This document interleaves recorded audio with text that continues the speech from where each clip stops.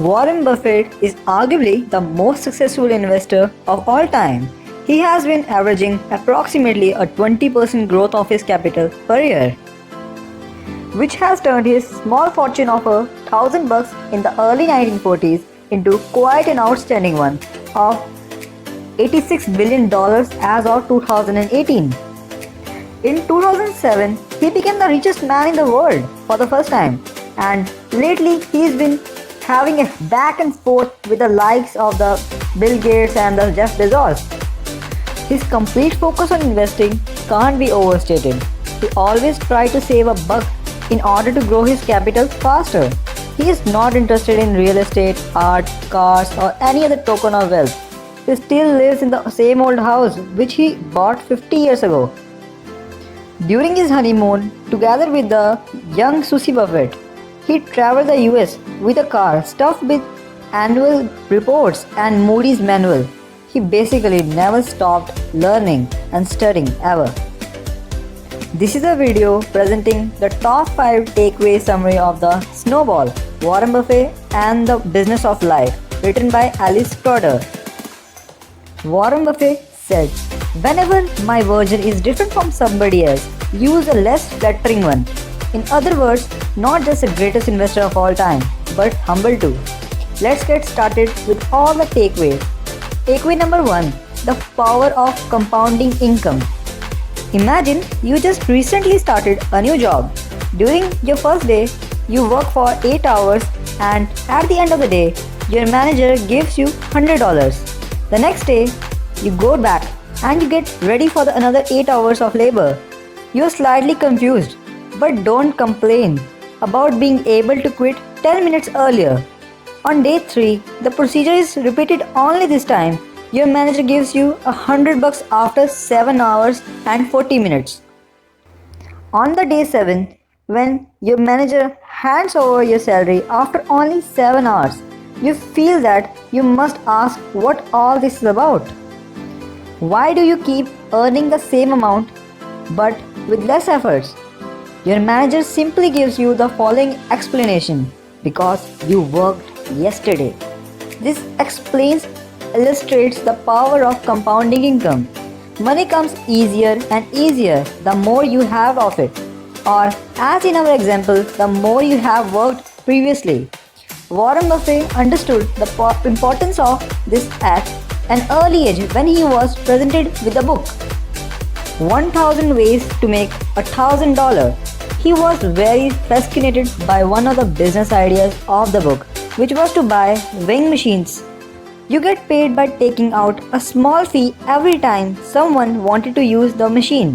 Once you have gained enough money from weighing people with the first scale, you can now buy a second one, and earning money for the third one will go twice as fast.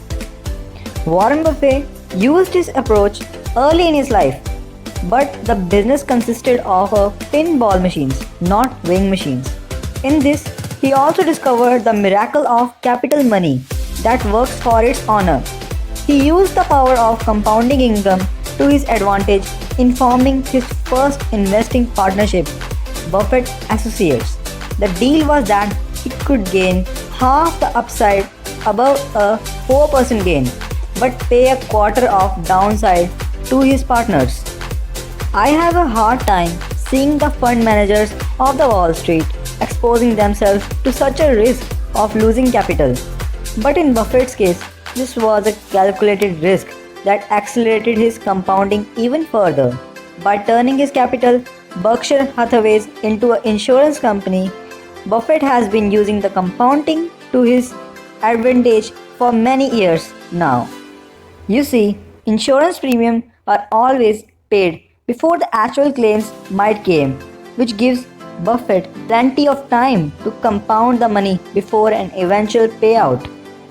According to the saying, if someone dropped $1, the average billionaire wouldn't bother picking it up, because the money gained from doing so is less than what he usually earns during such a time frame. Warren, on the other hand, would gladly pick it up and state, "This is the start of my next billion." That's the power of compounding. Takeaway number 2, Be very skeptical of new paradigm.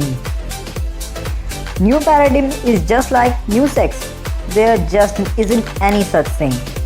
In 1999, just before the dot-com bubble went bust, people spoke about new paradigm when referring to the stock market. Many expected returns averaging 20% per year, and they thought that Buffett was crazy who didn't want to buy the hyped up internet stocks. Buffett was very skeptical and explained that there's only three cases in which evaluations like these ones could be motivated.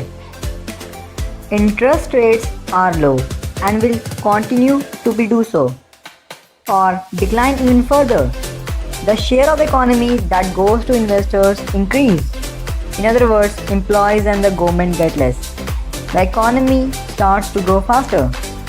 He added that during the current circumstances, this was a wishful thinking. The market is a voting machine in the short run and the weighing machines in the long run. There is no literacy test that leads to voting qualification, which the market proves over and over again, but eventually weight will count. Ultimately, the value of the stock market can only reflect the output of the economy. Between 1964 and 1981, the Dow Jones Industrial Average stood still. At the same time, though, the economy grew fivefold. Why would investors pay the same price for something that generates five times the money? Well, simply because they thought the rules of the game had changed in 1964 and they paid a high price for thinking so. Herd mentality makes it easier said than done to be skeptical when we enter into bubble like valuation. It's simpler to go through life as the echo, but only until the other guy plays a wrong note. You are neither right nor wrong because people agree with you. You are right because your facts and reasoning are right. During times of wacky valuation, it helps to be guided by an inner scorecard rather than an outer scorecard. Consider this. Would you rather be the world's greatest lover, but everyone thinks that you are the world's worst lover? Or would you rather be the world's worst lover, but have everyone think that you are the world's greatest lover? If you would pick the previous option rather than the latter one, you are guided by an inner scorecard, which is very helpful in resisting to participate in the madness that the market sometimes display. Takeaway number 3. Stay within your circle of competence. According to the story, a man was able to corner the market of shoe buttons, a very small and niche market, but he had all of it. Once he accomplished this, he imagined himself as the expert of basically everything, while among his friends he always knew best. Whatever they were discussing relationships, love making, health, or any other topic for that matter. Because of this expertise in one area, he thought he was a master of everything. Warren Buffett and Charlie Munger, his right hand man, referred to this as the shoe button complex.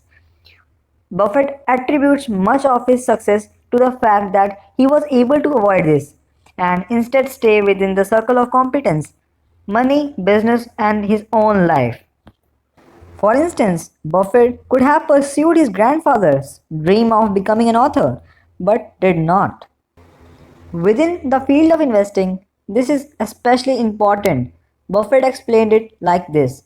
We will not go into a business where technology, which is the way over my head, is crucial to the investment decision. I know about as much about semiconductors or integrated circuits as I do of the mating habits of the. You are investing in business, not a stock. Remember this well and see to it that you understood what kind of company you are actually buying. This could mean that you want to focus on industries aligned with your education. For example, a medical student might want to invest in healthcare and pharma stocks, while electric engineer might want to focus on the energy sector. This could also mean that you want to invest more on your money in domestic market or companies exposed to your domestic market as you understood the business environment there better. For example, I focus on the Indian markets primarily. Takeaway number 4, use a margin of safety. Let's pretend that you are a construction engineer. You have been aligned with the task to build a bridge. The bridge is a very complex one, especially the calculations regarding carrying capacity. You have been told that the truck passing your bridge sometimes will weigh as much as 40 tons. Will you find a bridge so that your calculation says that it supports 40 ton or 60 tons? If you picked 41 tons, this could be the possible scenario. You made a small mistake in your calculation, so your bridge could only carry 38 tons in reality. Now this really heavy truck tries to drive across it. Not so nice, huh? Sure, this happens if you try to build one which supports 60 tons as well. But the risk is reduced. Let's face it, our estimations when trying to predict the future of a stock market are often wrong. Therefore, we need plenty of rooms for error, a margin of safety. If you think that a stock is worth $50, don't don't buy it if the cost is $50 in the market. Assuming that you still think its value remains the same at the point. Of course, Warren Buffett understood this early thanks to this teacher Benjamin Graham and David Dodd. The margin of safety helps so that your profits from the good decisions are not wiped out by the losses of your errors. A certain category of stocks that fulfills the margin of safety, which Buffett liked to invest in during his early career, are so called cigar butts. These are cheap and unloved companies. They aren't the best one, but they have often good for one more puff. Buffett learned this approach from Graham as well. He looked for companies that will be worth more debt than the current price of the stock, meaning that if all the assets of the company were sold and it closed, the shareholder would each earn a profit as well. For such a company, the operating business is essentially free. Buffett never abandoned this approach of a marginal safety. This is also why he could stay ahead during many of the most speculative bubbles in the market. If he couldn't find companies that fulfilled his criteria, he stayed in cash. He didn't join the herd when it was heading from the slaughter, that is, a peak of the bull market. Takeaway number 5, invest where there is a toll bridge. Graham had taught Buffett to be a true value investor and focus on cheap and disliked stock. In 1959, when Buffett met Charlie Munger for the first time, this would partly change. Munger was more focused on the competitive advantage of a firm over time. The idea with a toll bridge is that when the initial investment is made. Building the bridge, the tolls can be increased in the monopoly-like fashion because there is no other simple way of receiving a similar solution of the problem for the customer. Getting to the other side of the bridge. At one point, Buffett and Munger actually owned 24% of a bridge which connected Detroit and Windsor. With such a business, you could be living on a deserted island for years without having no worry about your investments. Buffett summarized it in this statement: it is far better to buy a wonderful business or company at a fair price than a far company or fair company at a wonderful price. Let's look at the example of toll bridges. Brands like Coca-Cola has, through its brand, secured profit for many years ahead, even if someone would manage to create a better tasting soft drink than Coke. They need to be spent billions in advertising to be a threat. Network effects. All social media platforms are great examples here. YouTube and Facebook become more and more valuable for each individual users. The more users there are on the platform, it wouldn't be so fun on YouTube without any content creator, right? Therefore, a new entrant in the market, which by definition must be small in the beginning, can't deliver the same value and never get a chance to grow. The next one, stickiness. When customers face high switching cost, changing from company A's product to competing company B's product, company A tends to be a good investment. Such an example is the enterprise software company SAP. Its product takes significant time, efforts, and money to learn. So, once you understand them, you don't want to start all over by switching to the product of another company. The next one is high setup cost. Railroad and electrical grids are great example. Setting up a second rail or a second grid next to the already existing one is a game of very high stakes. That Warren surely seems like a smart guy, right?